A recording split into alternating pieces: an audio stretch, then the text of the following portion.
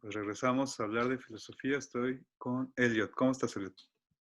Hola, bien, ya ahora ando más sano comiendo manzana, Hablar de vitaminas, eso. Y claro, acuérdate del sol.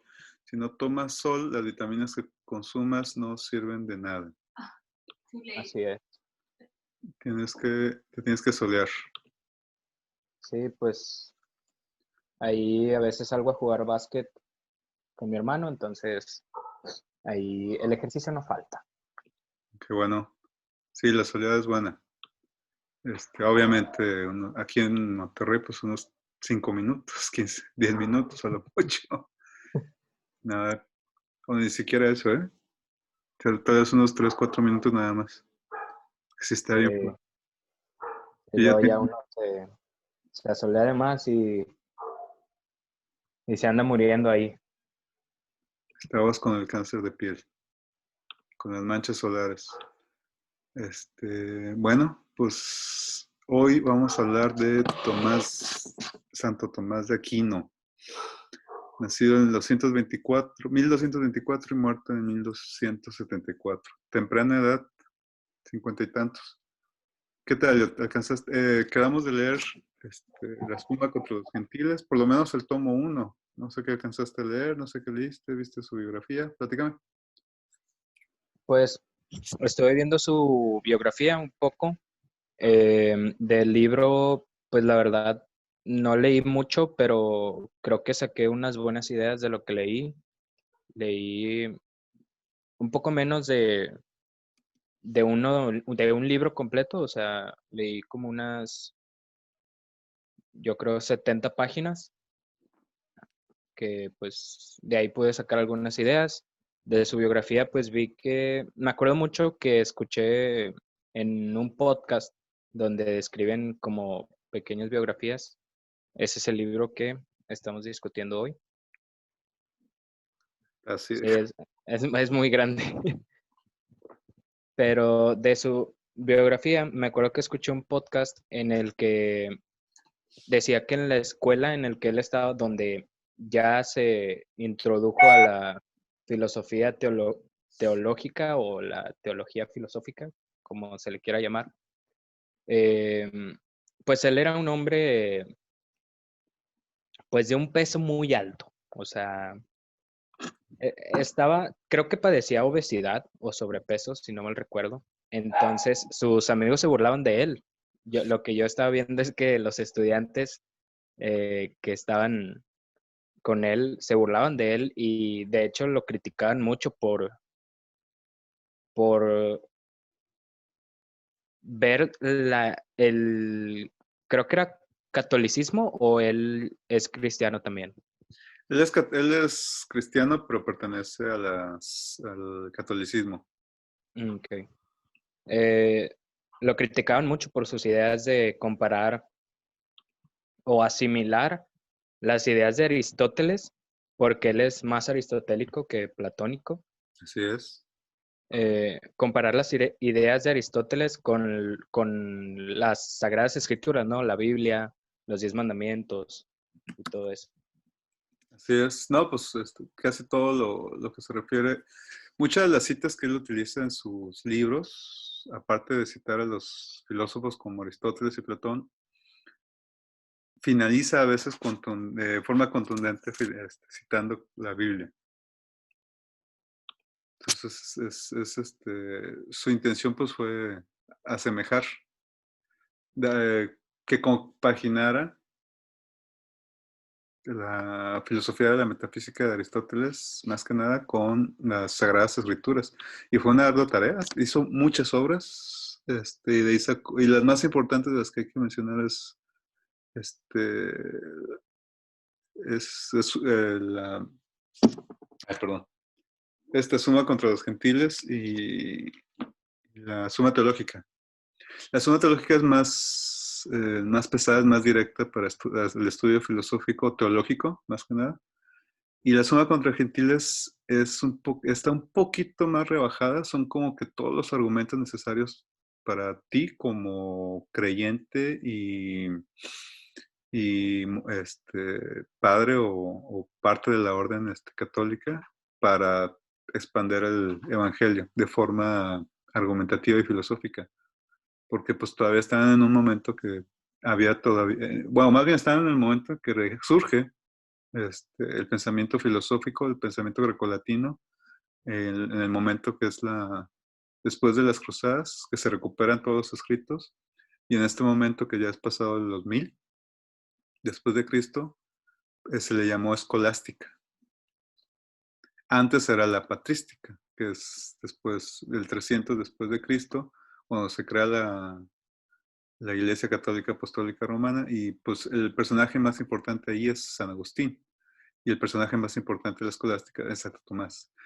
Es muy resumido, es muy breve, muy escueto decir que es de saltar de San Agustín a Santo Tomás, pero por necesidad actual, en cuestión de falta de libros y falta de bibliografía, porque es vasta la bibliografía y porque es muy difícil de conseguir, y más en PDF y más difícil todavía traducida.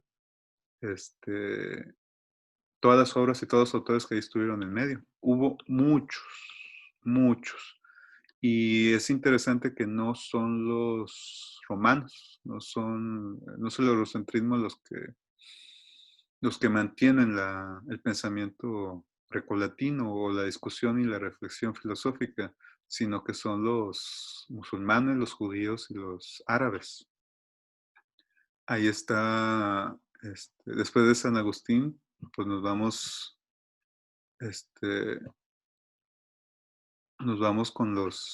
con Avicena, con Maimónides, con Averroes, que es de quien lee y le fascina a Santo Tomás de Aquino. Pero te digo, no son occidentales. Averroes era árabe, por ejemplo. Perdón, Avicena.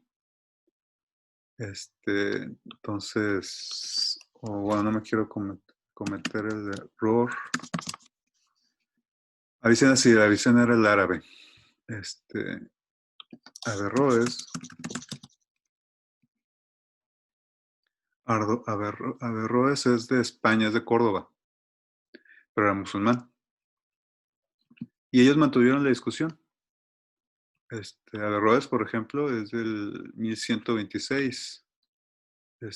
Avicena es de 1037.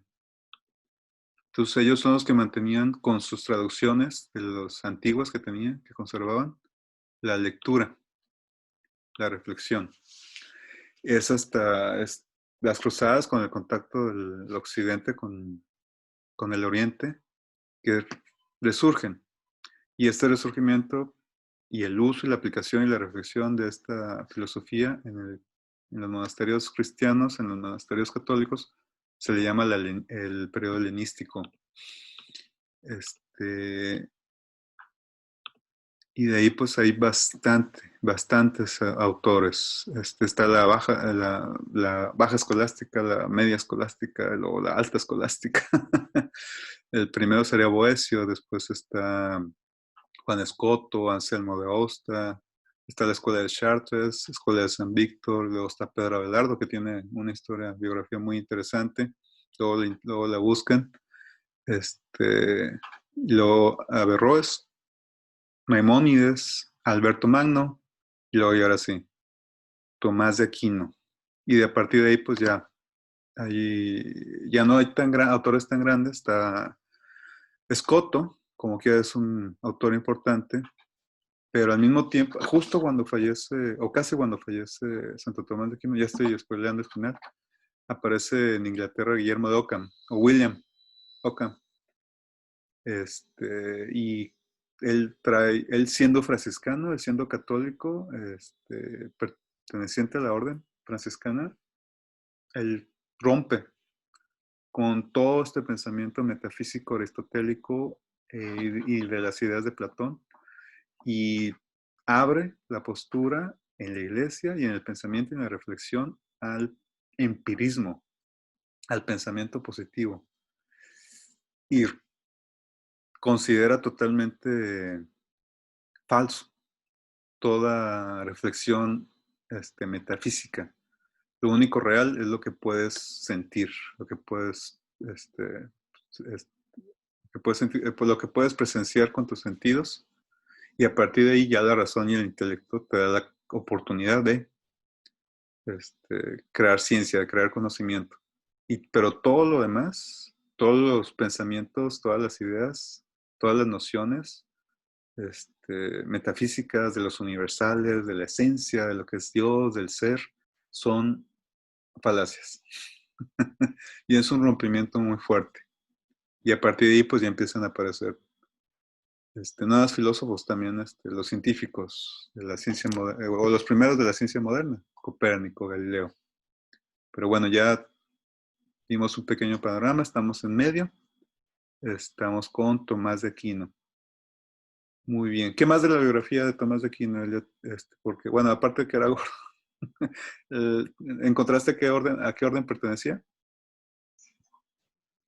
Fíjate que sí, o sea, me aventé lo que dice en Wikipedia ¿Ah? de él, pero no recuerdo mucho, lo leí antes de entrar al libro como tal, y pues la orden no recuerdo muy bien. Es dominicano. No es franciscano, no es la- no pertenece a otra orden. Los dominicanos, en ese momento, pues tenían el dominico, perdón. Tenían pues una gran situación en la Iglesia Católica en Roma, y aparte en cuestión de conocimiento y saber. De hecho, por eso entró a esa orden, porque es la reflexión filosófica lo que le llama la atención. No le interesa tanto el aspecto político de la iglesia, no le interesa estar con la gente predicando, es lo que le interesa el conocimiento, estar metido en los libros. Por eso, igual por eso su condición física, él se dedicó más que nada a eso. Y obviamente a estar siendo maestro, estudiando y dando clases sobre el mismo tema. De sus ideas del libro, ¿qué traes? Pues mira, lo primero que anoté fue que para él, al principio de su obra, del libro, dice que existen dos tipos de verdades divinas.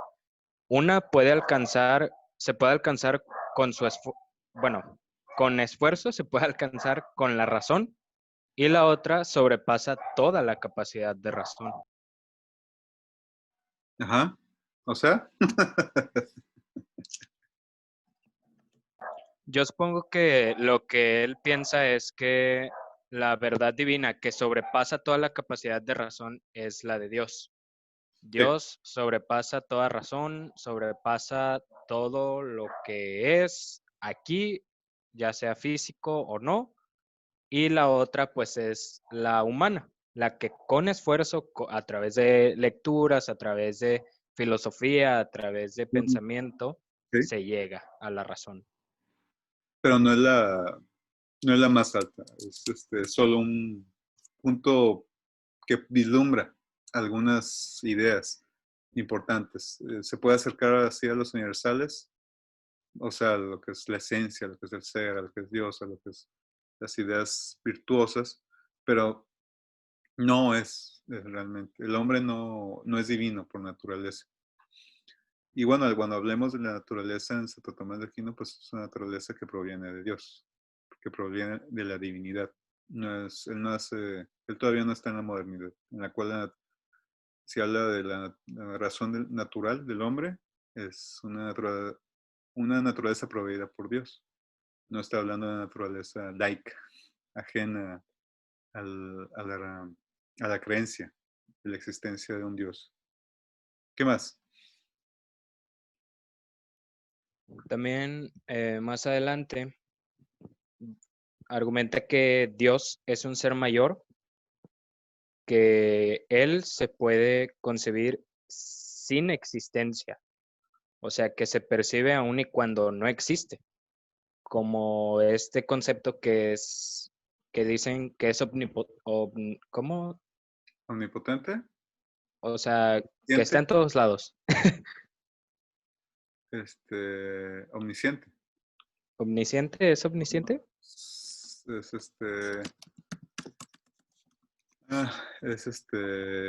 sí, no, eso es conocimiento. Omnisciente es, ahorita me acuerdo. Es omnipresente. Bueno, Omnipresente. omnipresente. Entonces, él, o sea, Santo Tomás dice que se percibe aún y cuando no existe en el mundo físico, en lo material. O sea, no, él dice que no es algo que nosotros podemos alcanzar a ver y reconocer y decir, ah, él es Dios, sino que yo supongo que se refiere a esto mismo que como es omnipresente, pues no lo podemos ver, no lo podemos tocar, no lo podemos oler, solo sabemos que está ahí. Lo que a mí me llevó a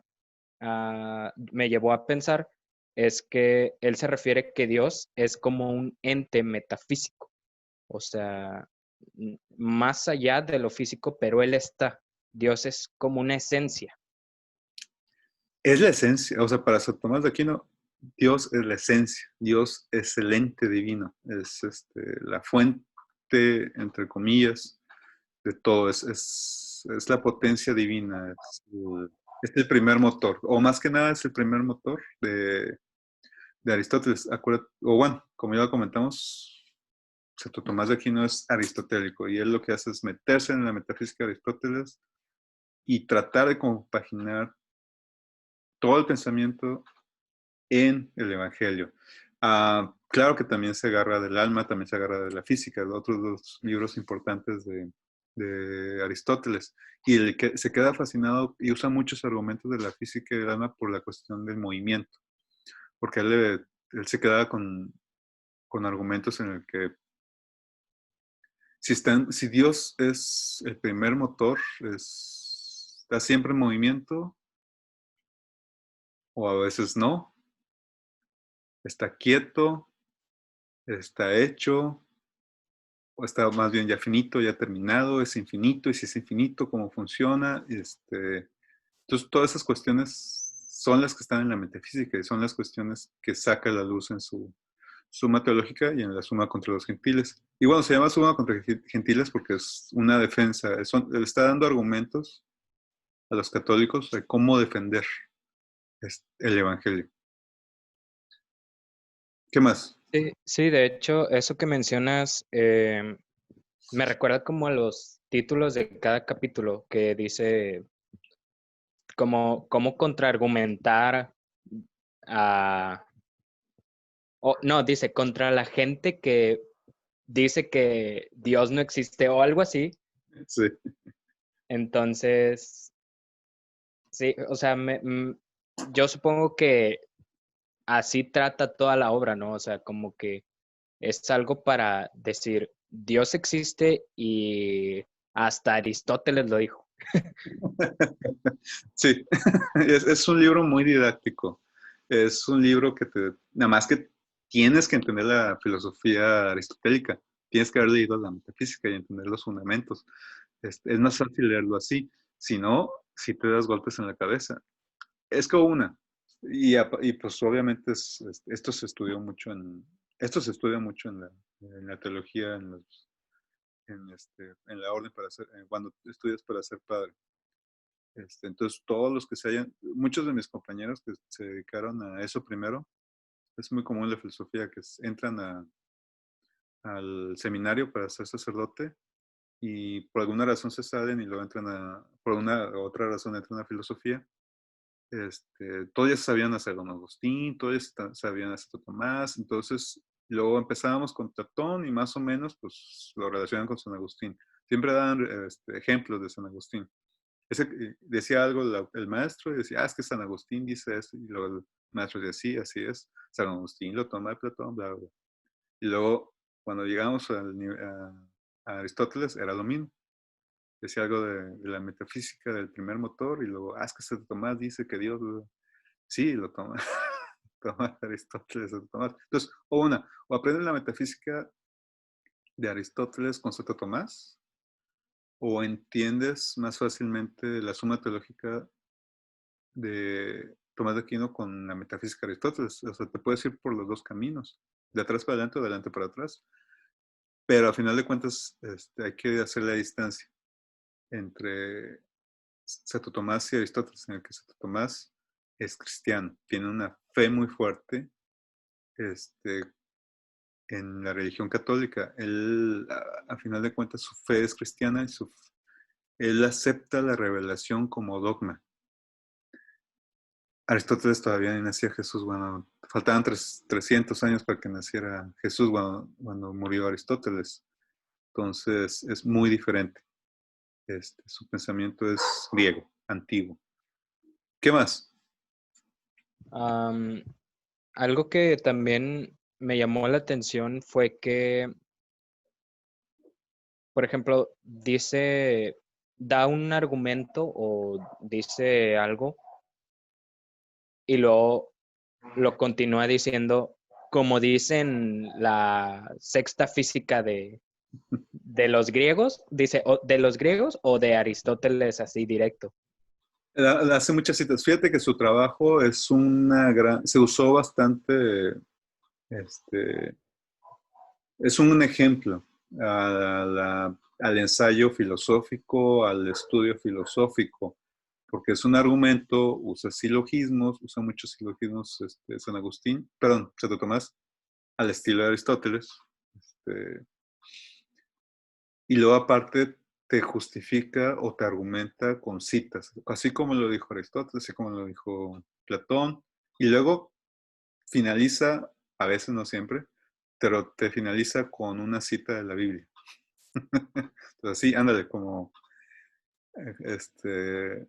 el último detalle, como la cereza del pastel. Así, ya ahora sí no me puedes negar, según Santo Tomás de Aquino. Y fíjate que es algo muy interesante que en algunas partes, o en la mayoría de las partes, dice el filósofo.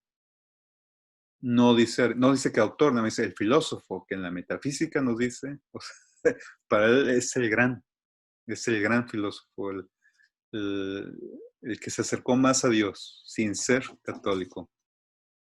Supongo que su intención fue ser el más cercano a Dios siendo católico, de Santo Tomás. ¿Tú crees que eso se haya dado porque, bueno, o sea, me pone a pensar que Ajá. San Agustín pues tuvo acceso a la obra de Platón, tal vez no completa, yo supongo que lo más probable es que no la tuvo completa como tal, probablemente sí, Pues pero ni nosotros, pero sí tuvo los libros más importantes. Tuvo la lógica, por cómo escribe, tuvo la metafísica, tuvo el cielo y el alma, que son las obras con las cuales se puede hacer una fundamentación base, pero base es extensa, de la filosofía de Aristóteles. Y luego, ¿me vas a seguir preguntando? sí, o sea, ¿crees que, por ejemplo, Santo Tomás haya tenido acceso tanto a Platón como a Aristóteles o haya tenido más acceso a Aristóteles o si tuvo acceso a las dos, probablemente las comparó, ¿no? Y dijo, ok, Aristóteles da estas ideas como más claras, más profundas. Ya estaba Platón, ya estaba Aristóteles, pero él rápidamente se decidió por Aristóteles. Lo consideró más reflexivo para lo que él quería decirnos, para lo que él quería comentar, que era argumentar filosóficamente los evangelios. Este, prácticamente, prácticamente unió, compaginó, mezcló la metafísica y los evangelios. El antiguo más que nada. Pero sí, ya tenía Platón, ya tenía Aristóteles. Te digo que él leyó a Maimónides, él leyó a Averroes, y ellos pues ya conocían a Platón. Preferían a Aristóteles. Y Platón, por San Agustín, pues ya está muy leído también. Obviamente eran copias, obviamente eran fragmentos, perdón, copias de fragmentos, pero es hasta que se da esto de las cruzadas que ya entra. Entonces, ya habían pasado por lo menos unos 200 años cuando nace Santo Tomás, en el cual ya tenían conocimiento, por lo menos 150 años, ya había conocimiento de la filosofía, ya, ahora sí con copias más completas, traducidas, y bueno, eh, debieron haber sido griegas, los originales que consiguieron, y, o romanas, son de las cuales traducían a la lengua del Islam, o a la lengua de los judíos, o, o inclusive alguna que otra lengua pagana, pero no, de ahí no sé. ¿Qué más? Pues como última idea, yo anoté que esto ya lo había escuchado, creo que en la clase de filosofía de ahí de la prepa, Perdón. que, Quise decir, cuando dije romana, quise decir latín.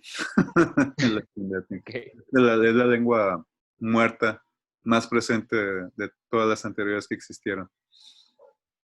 ¿Qué pasó en la clase? am, que para Santo Tomás de Aquino, se puede llegar a la verdad solo por medio de Dios. Dios es el único que a través de él, a través de conocerlo a él, ya puedes llegar a la verdad. Para Tomás de Aquino, Dios es la verdad. Él es el saber. Y, perdón,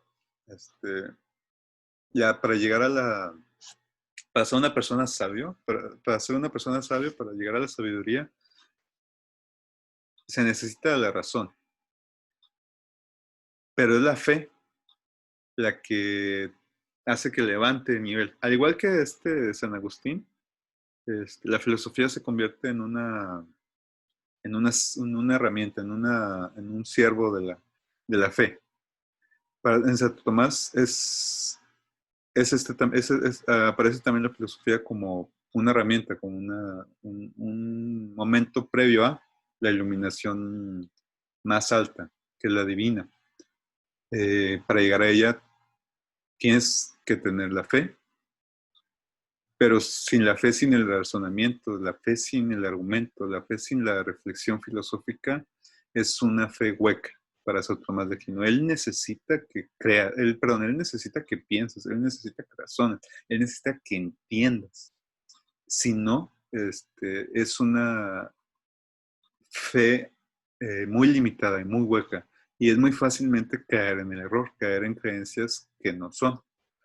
Es muy fácil decir que el Padre diga que Dios está en todas las cosas, pero si lees a Santo Tomás de Aquino, no, Dios no está en todas las cosas, Dios está allá. O San Agustín, Dios está de donde es, y nosotros estamos separados. Dios no está en todas las cosas. Somos imagen o semejanza de. Y, pero nosotros pero no pero eso es jerárquico. Dios nos creó a semejanza, pero nosotros no somos iguales, no somos una semejanza, eh, ¿cómo decirlo? ¿Cómo decirlo más? Aquí lo tengo anotado. Este, somos imagen de Dios, mas nosotros este, nunca seremos una imagen de Dios. Perdón, no, ¿qué estoy diciendo? Ya me revolví, ya me perdí más que nada. Este, mm, Estoy buscando el texto. Ya encontré.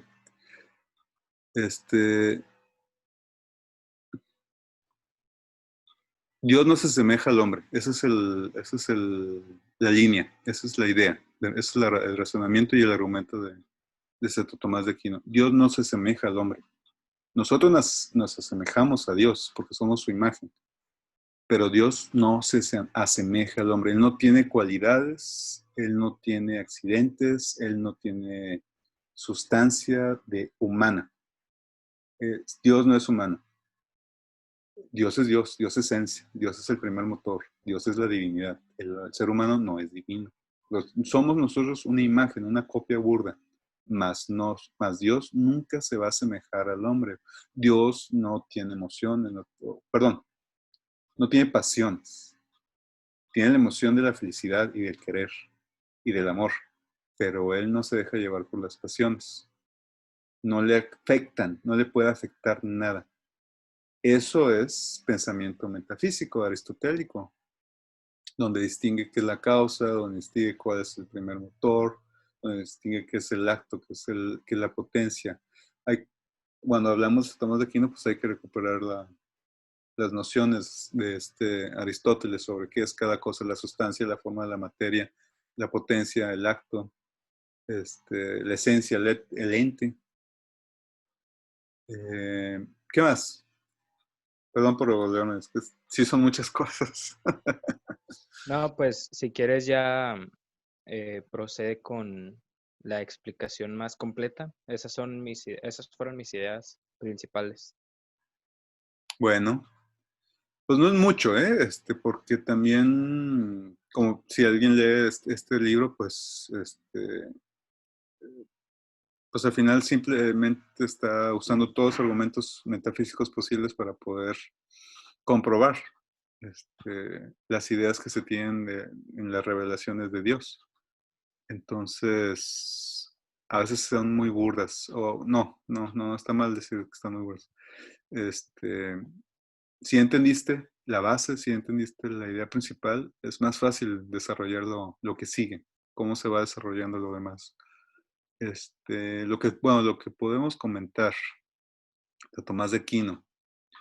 Eh, Fíjate que los católicos consideran, o más bien los estudiosos de la teología consideran que es Santo Tomás de Aquino quien ya perfecciona la teología.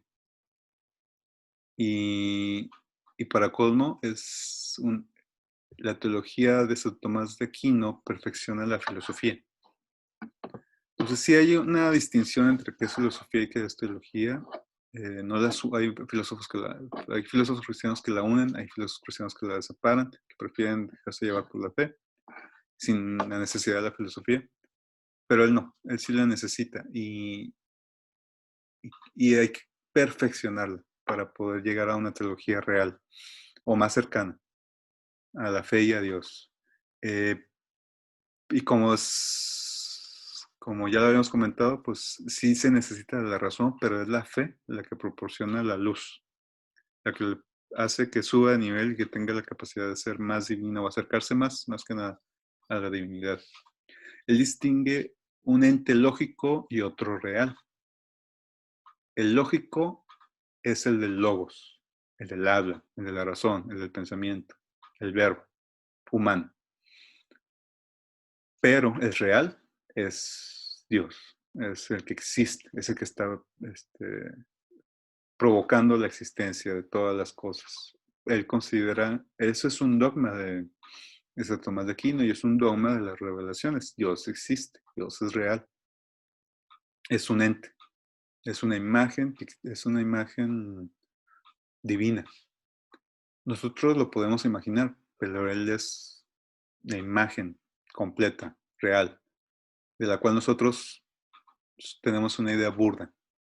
Este ente, esta imagen, o más bien este ser, este primer movimiento, es uno, es verdadero y es bueno. Ese es el otro dogma de Santo Tomás de Aquino. De ahí, a partir de ahí, entonces todo lo que va desarrollando, todas estas ideas, tienen que compaginar con esto. Si no, es un error, es una negación o es una falsedad.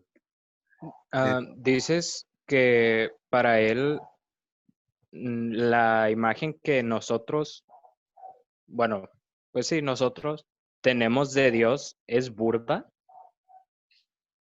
Sí, eso no es ¿sí? completa, es incompleta. Ok, o O bueno, sea, usando las palabras de Santo Tomás, es incompleta. No Ok, llegamos a alcanzar a entender. Él no es gnóstico. Los gnósticos seguro te consideran que y podemos llegar a entender y conocer a Dios. Santo Tomás de Aquino, a pesar de que es filósofo, a pesar de que le fascina la reflexión y la razón y la filosofía, no se puede llegar a entender ni conocer a Dios, ok. ni una ni la otra. Entonces, solo lo que tenemos es lo que Dios nos dé, pero no es Dios lo que nos da. Eh, la semejanza o la analogía de ser con la sustancia es, es lo que hace que haya comunicación, que haya como movimiento. En la analogía de Aristóteles, en la metafísica, la analogía es lo que hace que las cosas se relacionen. Pero esta es como decir el carro azul, cuando ya relacionas los accidentes, los verbos, los sustantivos, el color, la piel, el tiempo, la materia, la forma de las cosas, el nombre inclusive. Hay una analogía en la cual yo puedo relacionar los objetos y están en movimiento y están en relación. Es refiriéndose a la sustancia del cada ser. Tiene la capacidad de tener categorías. ¿Te acuerdas de las categorías de Aristóteles? Tiempo, los accidentes, las potencias, el dónde está el lugar, su cualidad, sus cualidades más que nada. Pero en Aristóteles es horizontal. Entonces es como un diagrama, es como un radio de. Entonces esto es tu ser y luego yo ya me relaciono con estos otros accidentes, estas otras cualidades que tengo como lugar o tiempo. Pero con Santo Tomás de Aquino es jerárquico, es de arriba hacia abajo. O sea, es la esencia de arriba hacia abajo, pero nunca es de abajo hacia arriba. Por eso es lo que estaba comentando, de que somos Dios, somos semejanza de Dios, más Dios no es semejante a nosotros. No, no es recíproco. Él es la causa, primero, de la cual hablaba, según Santo Tomás de Aquino, hablaba Aristóteles. Él es el primer motor, él es el acto puro. Estos son los otros dogmas de los cuales Santo Tomás, toda su filosofía se va a ir fundamentando. A partir de ahí, si algo se mueve, si algo dice lo contrario, o es contradictoria, o dice algo diferente a esto, es falsedad. Y bueno, también en la Suma Teológica es muy famosa porque pues tiene las pruebas de Dios. Son 5. Perdón, bueno, yo nada más tengo aquí 4, que son las más comentadas. ¿Cómo probamos que Dios existe? La primera es por el cambio. O sea que todo está en movimiento, ¿sí o no? Y dice que todo es movido por otro. Según Aristóteles, todo movimiento es causado por otro. Hay una causa del movimiento y otro. Siempre va a haber otro. Entonces la complicación es esta. Si siempre algo es movido por otro, entonces Dios tiene también otro ser atrás de él que lo movió, que es causa de él. Este es el momento en el que Santo Tomás dice, no, porque pues Dios es la causa de todo, por lo tanto es el único ser capaz que es su causa de sí mismo, en sí misma. Entonces, todo es movido por otro, menos Dios. Y esa es la prueba de que la primera prueba de la existencia de Dios.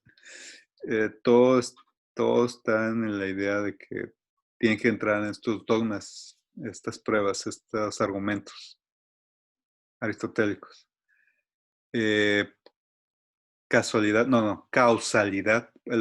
número 2, causalidad eficiente, de causa, no de casual, no de causalidad, de causa. Se asemeja mucho al anterior. Nada es causa de sí mismo, sino por otro ser que es anterior o del cual provenimos. Nuestro padre, nuestra madre, y luego ellos tuvieron padres y madres, y así nos vamos. Pero si te vas hasta atrás, entonces Dios, tú tienes otra causa, o es causa de sí mismo. Para que sea Dios, tiene que ser necesariamente causado por sí mismo. No puede haber otra causa que sea atrás de él, porque si no, ese otro ser sería Dios, no él. Esa sería la segunda prueba de la existencia de Dios. Por contingencia. La contingencia es el accidente, las casualidades, perdón, las cualidades de las que comentaba de la sustancia de la metafísica de Aristóteles. Es el accidente, es lo que cambia, es lo que muda, es el lugar, es el tiempo, es el espacio. La cual también se genera y se corrompe. Pero en Dios, como es la causa primera, como es el ser primero, el acto puro, no hay cambio en él, no hay corrupción en él, no hay un accidente. Los accidentes mudan, cambian. O sea, yo eh, estoy en un lugar y luego estoy en otro, mudé de lugar, me hago más viejo con cada año que pasa y va a llegar un momento en que voy a morir, porque nací. Hay generación y hay corrupción de los seres con sustancia eh, mortal. somos corrompidos y fácilmente podemos ser falseados y negados, o sea, podemos cometer errores. Dios no comete errores. Dios no cambia, no muda, siempre es eterno. Eso está en las revelaciones, por lo tanto, es imposible que Dios sea contingente. Esa es la tercera prueba de existencia de Dios. Y después por la finalidad, el fin. Dios proporciona el fin. Para todos, fin en cuestión de cosa que nosotros buscamos por medio de nuestra voluntad. Nosotros queremos estudiar, queremos ser mejores personas, queremos ser de provecho para la sociedad, o buscamos un fin egoísta, material, etcétera, etcétera, etcétera. Y la voluntad nos mueve. Entonces, nosotros tenemos esa capacidad por el libre albedrío, de la cual tanto hablan los católicos. Yo no creo, eso ya es personal, yo no creo que exista el libre albedrío, creo que existe el albedrío. Más razono que no existe el libre albedrío, nada más el albedrío. La contingencia nos define, nos limita. Pero para los católicos existe el libre albedrío y Dios lo proporciona. Pero nosotros tenemos la capacidad entonces de decidir. No nos obliga a decidir si ser buenos o ser malos, nos da esa libertad. Pero los objetos que no tienen esa libertad, o más bien, perdón, que no tienen esa voluntad, como los árboles, los animales, las nubes, los planetas, ¿qué los mueve entonces? Necesariamente, según Santo Tomás de Aquino, por lo tanto, existe un ser que tiene esa capacidad de voluntad, esa capacidad de intelecto, que proporciona el fin para cada ser, para cada objeto que existe en el universo. Esas son las pruebas de la existencia de Dios. Bueno, esto ya lo había comentado. Sigamos. Para Santo Tomás de Aquino, pues el sabio es aquel que se dedica a entender el fin del universo, cuál es la causa, cuál es el principio de todas las cosas, o sea, el primer principio. Eh, y, y el primer autor. Y este primer autor, pues, tiene intelecto, es inteligente. No puede ser un ser, o no pudo haber sido algo que no tenía cierta capacidad de inteligencia. Eso es una necesidad. La razón natural, la que usamos nosotros, es insuficiente. Nuestro intelecto es incapaz de abarcar lo divino, solo lo sensible. Eso ya lo habíamos comentado. Nos vamos a ir rápido, ¿eh? Las verdades, las naturales, o sea, las sensibles, las nuestras,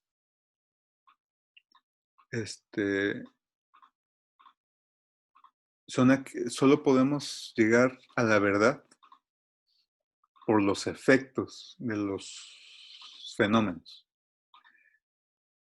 La verdad de la fe es algo que ya está hecho, es algo que ya está aceptado, es alguna verdad ya dada. Es un dogma, eso no lo podemos evitar ni negar. pero lo demás sí lo podemos pensar y reflexionar. Y la única forma que podemos llegar a nosotros a conocer por medio de nuestras verdades sensibles y naturales a Dios es solo por sus efectos. O sea, de que existe todo en movimiento, de que tenemos cierta capacidad intelectiva, bueno, todo lo que había comentado, porque existe el cambio, porque existen las causas, porque existe la contingencia, porque todo se organiza, porque todo está ordenado, porque todos tendemos hacia el bien, todos tendemos hacia las virtudes, etcétera, etcétera, etcétera. O bueno, son todas estas ideas que se mantienen sobre el... Por ejemplo, Aristóteles considera que el hombre siempre tiene el bien. Entonces, eso también le fascina a Santo Tomás de Aquino y ahí se queda.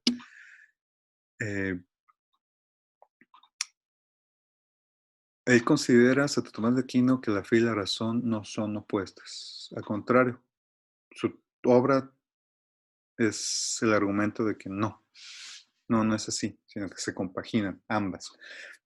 A partir de Santo Tomás de Aquino ya empiezan entonces a aparecer filósofos, como ya había mencionado Guillermo de Ockham, en el cual niegan completamente esto. La razón es totalmente diferente a la fe.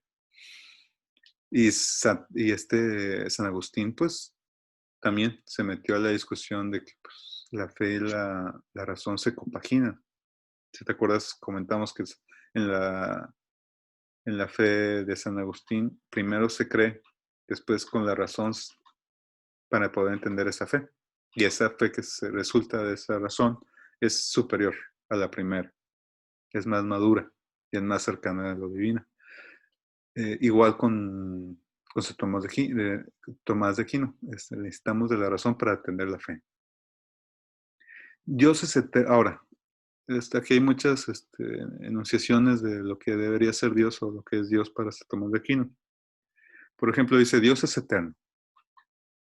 Y ahora dice, porque no contiene movimiento ni corrupción. Según la metafísica de Aristóteles, todo movimiento se acaba. Todo lo que se genera va a corromperse y va a degenerarse, entonces va a morir. Pero si Dios es eterno, entonces no tiene movimiento y no tiene corrupción. Entonces él lo que hace es agarrar las revelaciones, agarrar los dogmas católicos y darles el argumento metafísico, el argumento aristotélico. Dios no es potencia. ¿Qué es la potencia? Es aquello que está por generarse, como la semilla, como la idea, como, como el niño que va a convertirse en adulto. Es algo que todavía no existe, pero existe, en cierta forma, en potencia. Es la causa del acto, pero Dios siempre está en acto. El primer motor siempre está sucediendo, siempre está actuando y no tiene una causa externa a él. Por lo tanto, no es potencia.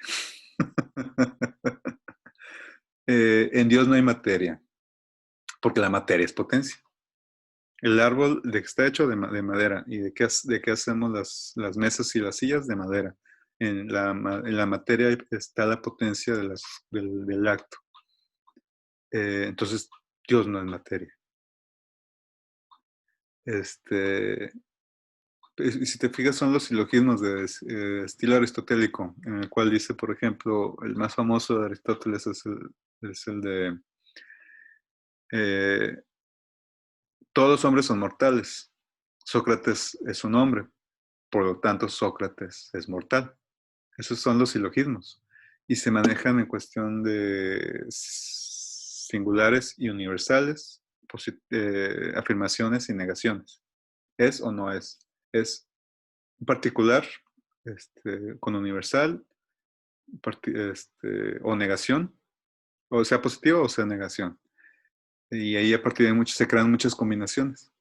Dios tampoco es cuerpo, porque los cuerpos tienen partes, están compuestos pero Dios no está compuesto, es una acción pura, es un ser simple. Entonces, por lo tanto, no tiene cuerpo. es su propia esencia y no hay diferencia con su existencia, la cual es simple, como ya se comentó, y es la causa eficiente. Es simple porque no está compuesta de diferentes partes. Y es su propia esencia porque no puede haber una esencia previa a, y no es potencia. La esencia también se asemeja con la potencia porque es algo que es previo a, al acto y a la existencia. Pero no puede ser la existencia de otro ser la que esté en él. Entonces tiene que ser su propia esencia. Eh, el Dios no tiene accidentes, porque si tuviera accidentes sería mudable, sería corruptible, cambiaría.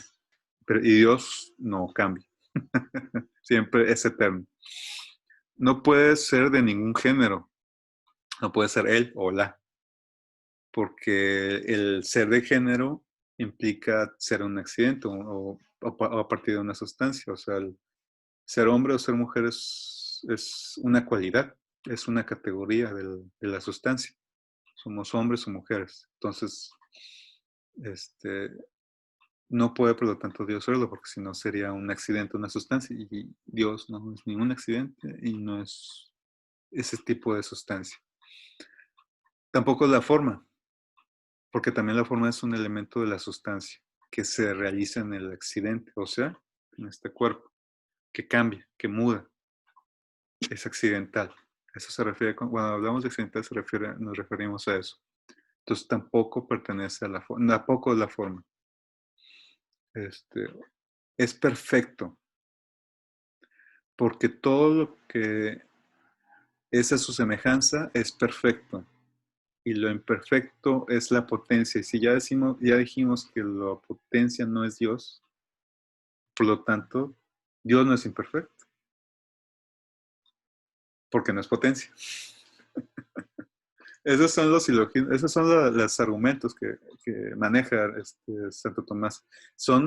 Yo aquí los tengo resumidos y los tengo así escuetos, pero cuando los lees son muy extensos. Y sí necesitas la lectura aristotélica metafísica para aterrizarlos. Este, ya dije que es perfecto. Dios es simple, porque no es compuesto, eso ya lo dije. Es intelecto puro. Él es puro entendimiento.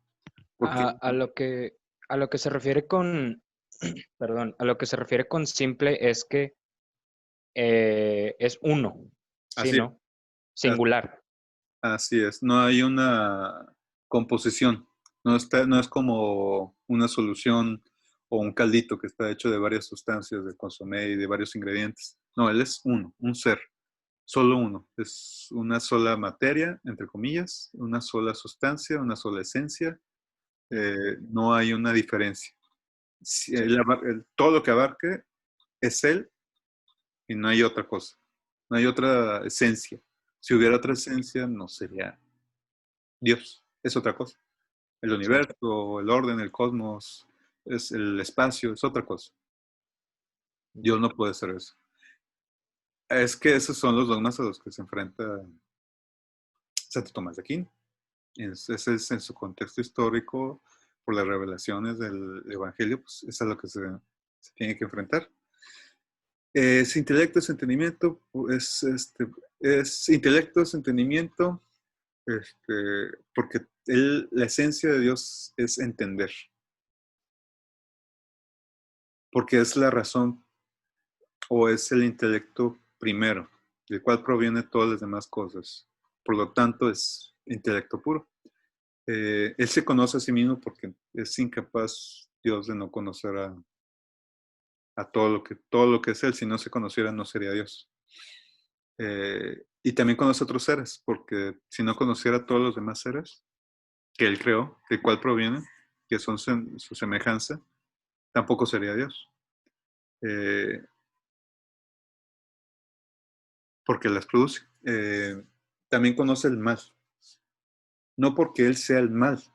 Y aquí, pues, tiene que argumentar entonces porque no es el mal. Si todo lo que se asemeja a Dios todo lo que Él produce es Dios, o es a lo que es Dios, pero ¿por qué también entonces el mal?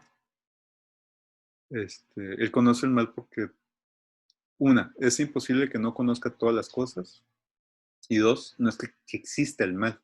Lo que sucede es que existe la ignorancia, existe el dejarse llevar por las pasiones humanas, dejarse llevar eh, por la falta de fe, por la falta de intelecto. Como tenemos también la capacidad del libre albedrío, decidimos realizar el mal, pero sabemos que estamos haciendo mal.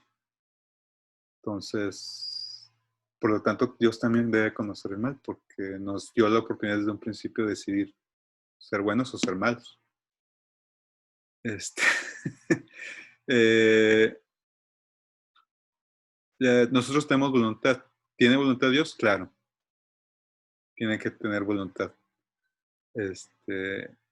Nosotros queremos cosas, queremos a nuestras parejas, a nuestros amigos, queremos hacer cosas en nuestra vida. Dios quiere también, de esa manera, también, porque si no quisiera, no existiría nada. Existen cosas externas a Dios. Fíjate que él lo maneja esto de forma hipotética. Dice, si existiera algo externo a Dios, sería imposible que él no la conociera o quisiera entenderla, porque Dios es puro entendimiento, es puro conocimiento, es querer y es voluntad completa. Entonces sería imposible, hipotéticamente, que existiera otra cosa externa a Dios. También dice que en Dios no existen las pasiones afectivas como lo que es la ira, el deseo, como los dioses de la antigüedad. Zeus le encantaba enojarse por cualquier cosa, y también su esposa. Y deseaba cuánta mujer se la atravesara en el camino, o a la vista. Pero en Dios, de Santo Tomás de Aquino, el Dios cristiano, no. ¿Por qué? Porque lo pasional es una contingencia. Es algo que viene y va. Y es algo que te afecta a tu ser, te afecta a tu sustancia. Por lo tanto, no es Dios, pero no le pertenece a Dios las pasiones efectivas. O sea, si decimos las pasiones efectivas son contingentes y Dios no es contingente, entonces Dios no padece las pasiones. Ese sería el silogismo. Está vivo, es feliz y es eterno. Está vivo porque todos estamos vivos. Y si no hubiera vida, y si hay vida es por Dios. Entonces Él es vida. Él es feliz. Fíjate que aquí entonces no es una pasión, es una emoción. Es un elemento emotivo. Él es feliz porque Dios es puro gozo.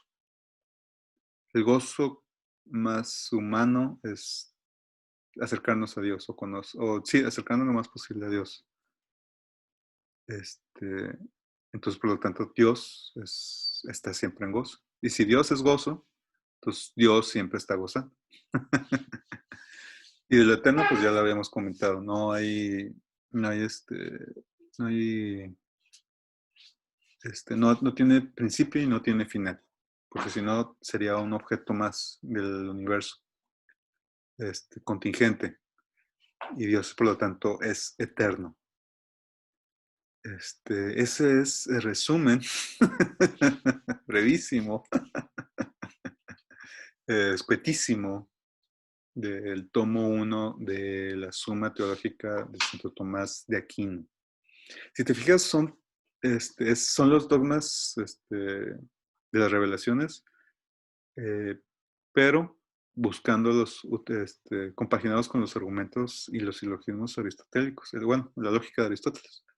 Es una filosofía que al principio sí se batalla bastante, pero ya que se entiende, ya que entiendes la base del pensamiento, de la idea, ya es como pan comido. Te la vas llevando leve, de bajada. Pero si no, oh, yo batallé bastante para entender la metafísica de Aristóteles. Son como ladrillos. Pero ya que lo entiendes, ya que lo tienes aquí ágil en la cabeza, pues no es, se te da porque pues ya lo tienes practicado. Y leer la Suma Teológica, pues es un repaso a la metafísica de Aristóteles. De todas formas, es una lectura, hay ciertos detallitos con los cuales se puede distinguir la metafísica de Aristóteles y la metafísica de San Tomás de Aquino. En primera pues es cristiana, la de Tomás de Aquino. Pero ya si nos metemos a detalles, pues sería ya meternos a la distinción de los elementos, de lo que es la potencia, de lo que es el acto, lo que es la forma, lo que es la materia. Porque lo que está buscando Santo Tomás de Aquino es hacer que todo este sistema filosófico se acomode. Entonces, a veces tiene que forzar las ideas de Aristóteles, o las tiene que leer o darles una interpretación que le conviene a su pensamiento y al Evangelio, a las revelaciones. Entonces, a veces puede parecer muy extrema o muy forzada el movimiento, la interpretación. Pero es importantísima la lectura tanto de Metafísica de Aristóteles por la filosofía como de Santo Tomás de Aquino, porque son los elementos que mantuvieron la ciencia. Esta es la ciencia que se mantuvo hasta la modernidad, hasta la creación de la ciencia moderna, hasta el uso del método científico. Entonces, es la argumentación. Antes no se comprobaba por medio de la observación y la experimentación, antes se comprobaba por medio de la argumentación. Y era la argumentación silogística aristotélica la que se usaba. Entonces, este texto, por ese lado, es importantísimo en su lectura, seas o no creyente. Listo, Elliot. Pues, perdón, ¿mande? ¿Qué opinas? ¿Qué tal? Pues, o sea, no sé qué pensar acerca de que de todas estas ideas que él tiene de Dios. O sea, Es que no son sus ideas, son las ideas son las ideas del Evangelio. sí, o sea, lo que más me llama la atención es que, por ejemplo, hoy, bueno, no sé en qué momento como que le quisieron dar una imagen a Dios, o sea, así se ve Dios. Y pues no todos los cristianos, católicos, etcétera, están de acuerdo en eso, en esa imagen que pintaron de Dios, que es un hombre de cabello largo con su túnica blanca y con todo eso, pero se me hace más interesante lo que dice Santo Tomás de Aquino, que es, a él no lo podemos ver, y lo que imaginamos de él, el cómo es, no es incompleto, como tú dijiste, como me explicaste, o sea, se me hace más interesante ver ese lado, o sea, Dios es un ser, es un ente que está ahí, mas no lo podemos ver, tocar, conocer, oler, no, no sabemos dónde está, pensamos que está en todos lados. Es que tampoco puede estar en un lugar, porque si está en un lugar quiere decir que estuvo en un lugar y luego estuvo en otro. Y se Ajá, cambia de lugar Dios no tiene movimiento, Dios no tiene cualidades sustanciales, no tiene accidentes, no tiene contingencia. Por lo tanto, tampoco está en un lugar. Sí, o sea, es un ser perfecto como, pues no sé, o sea, Y también en el tiempo. Entonces, es eterno, entonces está en todos los momentos. Entonces, está en todos los lugares. sí, o sea, siempre ha estado. Sí, sí, así es. Siempre está, siempre será. Más bien. Porque ha estado es un lugar. Y hay que decir que siempre, siempre, siempre está en todo tiempo, en todo instante.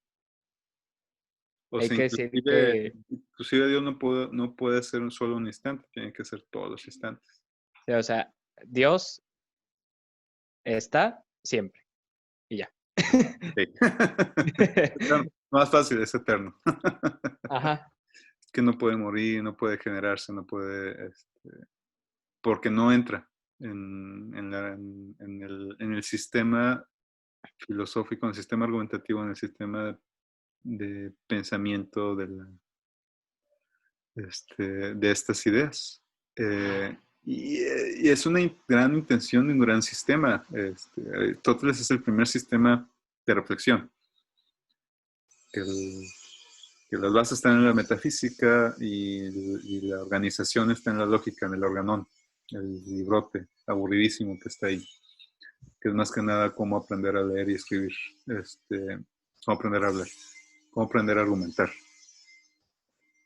Y lo toma Santo Tomás de Aquino. Y aquí está presente, aquí lo utiliza, aquí lo reflexiona y es su herramienta, es la ciencia en sí, para la época de Santo Tomás de Aquino. No hay, como ya comenté, no hay experimentación. Es solo la argumentación silogística, la sola argumentación el estilo aristotélico. Entonces, sí, Dios no es esta imagen. Acuérdate que las imágenes, en el cristianismo no hay imágenes. No debería haber imágenes. En el catolicismo, pues tenemos a la cruz, a la Virgen, a Jesús, a los santos, este, pero si te fijas, eh, nosotros como mexicanos, las imágenes, los santos, los ídolos son muy comunes, muy necesarios. Los europeos no son tan expresivos, no usan estas imágenes de la misma manera, sí las usan, sí están presentes. El Vaticano y todas las iglesias son el hecho de que sí lo hacen, pero no al mismo nivel, porque nosotros tenemos un Jesús sangrando, una María embarazada y morena, eh, tenemos, tenemos imágenes muy, muy, muy crueles, a diferencia de los europeos, que sí tuvieron, especialmente en España, en la Inquisición, pero no, o bueno, en la época después de la peste. La peste provocó un cambio en la cultura, en la imagen de lo que es la muerte y lo que es lo, el demonio, lo monstruoso, el fenómeno feo, horrible, la imagen fea, la imagen del pecado. Es muy diferente a partir de la peste. Aparece pues es Bosch, nosotros lo conocemos como el Bosco.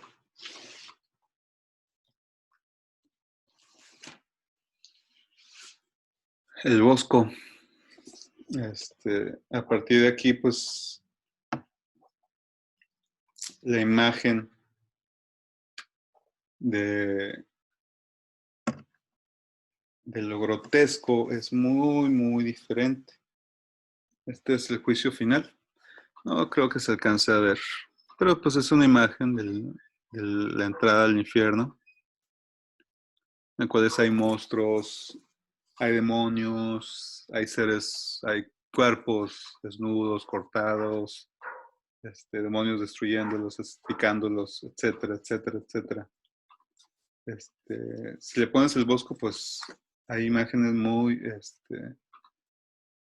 que cambia la perspectiva de la estética, este, de lo divino. ¿Por qué? Porque se acerca a la muerte, se acerca lo horrible, lo grotesco. Se hace un arte de lo grotesco a partir de la peste. Este es el juicio final, es un fragmento del juicio final. Hay demonios con cabezas de gallos arrastrando mujeres desnudas, sapos, fuego saliendo de la tierra, demonios con cabeza de pájaro, con lanzas, monstruos grotescos.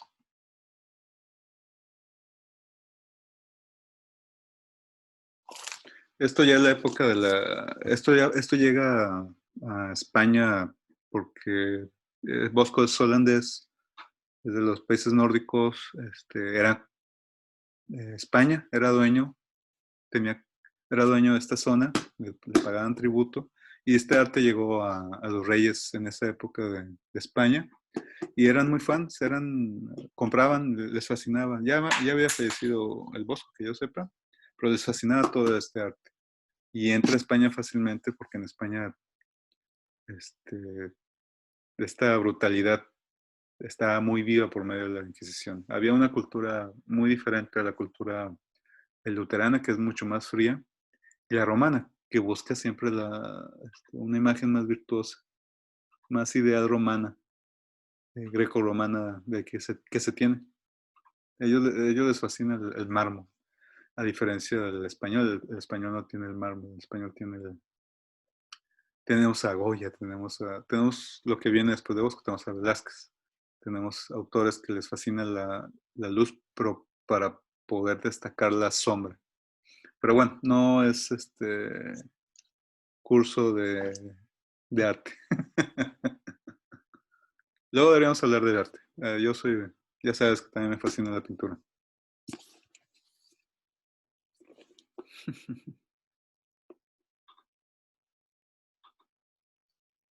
Pero bueno, ¿qué más quisieras comentar? Pues, pues nada, yo creo que es una buena lectura, San Agustín. Creo que se debe tomar en cuenta, se ha considerado o no un gran filósofo que trascendió, pues yo creo que es una buena lectura que se puede tomar. Igual y para los creyentes puede ser una muy buena lectura, pues puede ser que no, pero pues léanlo, lean a San Agustín. San Agustín, Santo Tomás. Vamos con Santo Tomás. Santo Tomás, perdón. Santo Tomás es el momento previo al humanismo.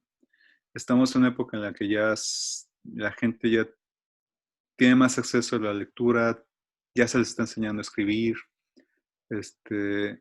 Antes nada más, Santo Tomás es el líder, es el que está jerárquicamente es el más alto en el monasterio, es el maestro de todos los demás. Eh, Va a escuelas para poder enseñar y de que ahí se siga repartiendo estas ideas de la escolástica. Les repito, la escolástica es cuando el pensamiento cristiano recupera el pensamiento filosófico grecolatino y a partir de la escolástica se desarrolla, crece. Santo Tomás, hay muchos autores, Santo Tomás es como una montañita, va creciendo y luego Santo Tomás es la cumbre y luego decrece, pero decrece inmediatamente, o bueno, se tarda. Para algunos, para algunos inmediatamente, porque llega en Inglaterra Guillermo William de Ockham, pero para el pueblo, para el común denominador, Santo Tomás todavía está en el seminario, el todo padre, aquí que somos bien católicos, este país muy católico, está muy presente, todo seminarista se lo debe de saber, de A a Z, o por lo menos los fundamentos principales. Obviamente tuvo que haber leído la metafísica de Aristóteles. Es una de las razones por las cuales yo quería entrar al seminario. Nada más que el voto de castidad me obligó a decir que no. Así es que es muy importante Santo Tomás de Aquino, como tú dices, es necesario, sí es necesaria su lectura para un filósofo, es necesario entenderlo y conocerlo para que cualquiera que le interese la historia en general, y más si es mexicana, porque nosotros somos bien católicos. Y pues sí heredamos este catolicismo occidental de España, de la Contrarreforma, y ahí está ahí está de todas formas bien argumentada con Santo Tomás de Aquino, entonces no podemos negarla. Yo batallé mucho esta lectura yo la batallé mucho en la facultad, la reprobé a ese nivel. Este, pero ya después agarras la onda, ya después se te hace más fácil, eh, le repeles menos. Obviamente, pues a uno le atrae más, cuando estás a esa edad te atrae más Nietzsche, te atrae más Kierkegaard, bueno, Kierkegaard es cristiano, pero trae buenas ideas que agarraron los existencialistas en el siglo XX. Te trae más Foucault, está de moda, todo el siglo XX estuvo de moda Foucault, obviamente el marxismo, o bueno, en mi época ya el marxismo estaba agotadísimo, en los 90 el marxismo ya está agotadísimo, ya quien se considera marxista, ¿qué? Eso ya se acabó. Lo que está es el ser social, el acto de ser social. El problema del marxismo es que es el homo faber, el hombre trabajador, y se centra en el hombre trabajador. El trabajo es el elemento esencial del ser humano para Marx, y de ahí el capital. El problema es que el hombre son muchos tipos de hombres. Eso yo lo aprendí en la complejidad del Gran Moral. No lo inventé yo. Sociólogo francés de, de segunda parte del siglo pasado. Entonces, a mí me tocó una época en la que mis compañeros que eran ex seminaristas sabían todo esto de pie a pa. Tenía los maestros que todavía seguían el marxismo, tenía los maestros que eran tomistas, aristotélicos. Tuve dos maestros bien tomistas, bien aristotélicos. El que voy a mencionar es Pedro Gómez Danés, de ahí experto. Lamentablemente ya falleció. Un saludo al maestro Pedro Gómez Danés. De él aprendí todo esto de lo que te lo estoy platicando. No reprobé con él. Con él no batallé. Pero de él aprendí todo esto. Y a partir de aquí, con esta metafísica, es más fácil acercarte a Aristóteles, es más fácil acercarte inclusive a la religión y la espiritualidad de otras culturas. Que te da una organización, te da un sistema, un orden para poder entenderlos. De aquí a la ética. De aquí te puedes ir a la ética. Te puedes ir a... Es lo que hacía nuestro maestro Pedro Gómez Danés. Ya me extendí, pero ahorita termino. De aquí se iba a la ética y de la ética se iba a las religiones, a los egipcios, a la griega, a las primeras.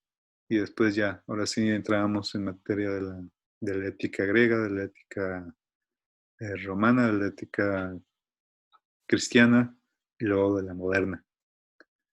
Nos damos golpes con Descartes